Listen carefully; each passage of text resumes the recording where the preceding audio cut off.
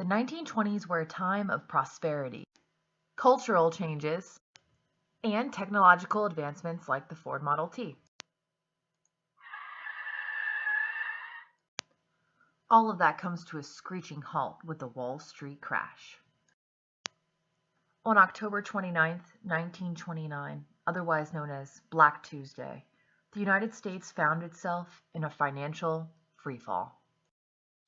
In a pure panic, people ran to the banks in a desperate attempt to save what they could. It was all too soon, though, that they discovered the dire situation they were in, and would continue to be in for 10 long years. These are some of their stories.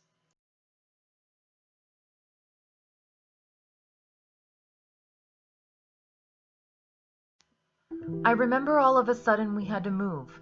My father lost his job, and we moved into a double garage. We had a coal stove, and we had to each take turns, the three of us kids, to warm our legs. We would sleep with rugs over the top of us. In the morning, we'd get out and get some snow and put it on the stove to melt it and wash around our faces. Anything would be better than coming home and sleeping on the floor.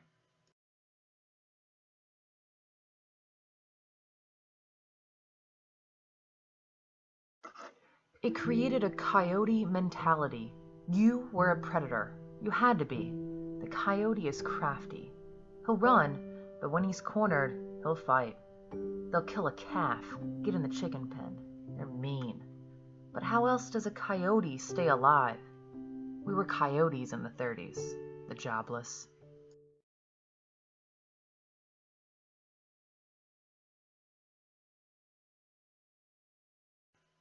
"1929 was pretty hard.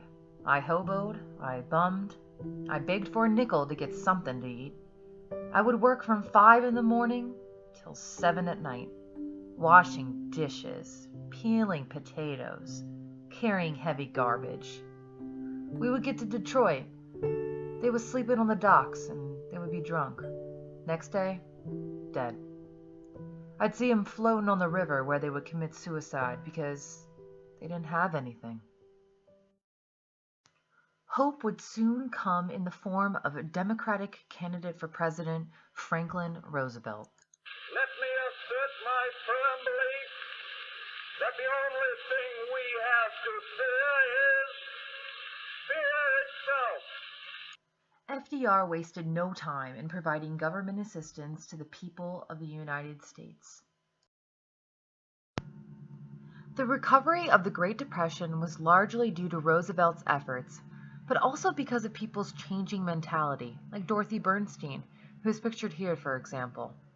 In her words, "You know when you get down so low, you can't get any lower, there's no place to go but up.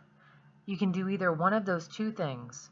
You either lie down and die, or you pull yourself up by your bootstraps and start over."